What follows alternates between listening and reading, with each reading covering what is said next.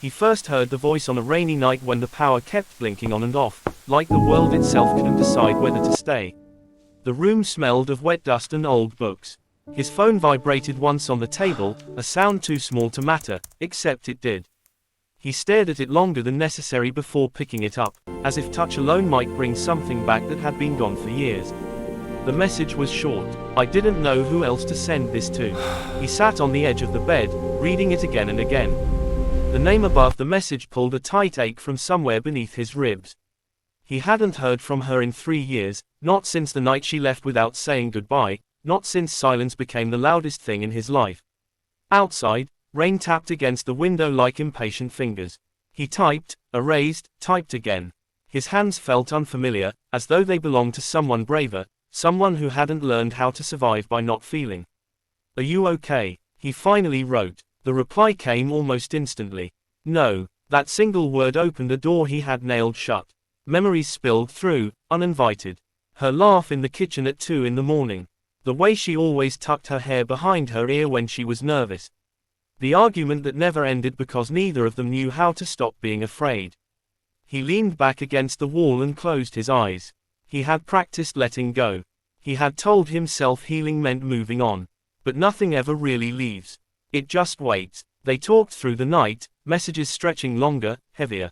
She told him about the city she moved to, how it never felt like home, how she kept expecting him to be there when she turned corners. He told her about his father's illness, the quiet way grief had settled into his bones, the mornings that felt like unfinished sentences. At dawn, when the rain finally softened, she asked if they could meet. He didn't answer right away. The past stood in front of him like a road he'd sworn never to walk again. But something inside him whispered that some promises aren't meant to be kept forever.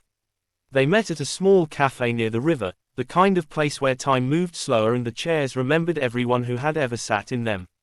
She arrived late, breathless, eyes searching. When she saw him, she stopped. For a moment, neither of them moved. The world narrowed to the space between their breaths.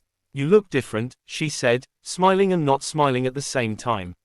So do you. They sat. Coffee cooled untouched. Words came carefully at first, like stepping on cracked ice. She told him why she left. How she had been drowning in expectations, how loving him had scared her because it mattered too much. He listened without interrupting, the old instinct to defend himself replaced by something quieter, kinder. I thought leaving would make me stronger, she said, staring into her cup. But it just taught me how empty things can get. He nodded. I thought staying would break me. Turns out, losing you already had. Her eyes filled, and for the first time since she walked out of his life, he saw her cry without turning away. He reached across the table without thinking. Their fingers touched. Electricity sparked, familiar and terrifying. They walked by the river afterward, the water swollen and fast, carrying pieces of broken branches and forgotten things. She told him she was only in town for a few days. He felt the clock start ticking inside his chest. That night, she came to his apartment. Nothing happened the way it used to. There was no rushing, no pretending time hadn't changed them. They talked on the floor until their backs ached, sharing fears they had never known how to say out loud before. When she finally fell asleep against his shoulder, he stayed awake, listening to her breathe, afraid that if he closed his eyes she would disappear. Again, in the morning, she stood by the window, sunlight cutting her silhouette into something fragile and real. I don't know what I'm asking for, she said. I just know I couldn't keep carrying this alone. He wanted to say stay. The word burned his tongue. But love, he had learned, wasn't about possession. It was about truth. I'm glad you came, he said instead. No matter what happens. She kissed him then, slow and uncertain, like a question neither of them could fully answer. The days passed too quickly. They revisited old places, discovering how different everything felt with honesty between them. Laughter came easier. So did silence. On her last evening, they stood at the bus station, the air heavy with things unsaid. I used to think love was supposed to save us, she said softly. Now I think it's supposed to teach us. He swallowed. What did it teach you? That running doesn't make the pain disappear. It just teaches it how to follow. The bus arrived with a hiss of air and finality. She hugged him tightly, the kind of embrace that holds memory, regret, and gratitude all at once. When she stepped away, her eyes shone but her voice was steady. Thank you for not hating me. He watched her go, the ache returning, but different now. Lighter, like a wound that finally understood it could heal. Weeks later, another message came. This one longer, steadier.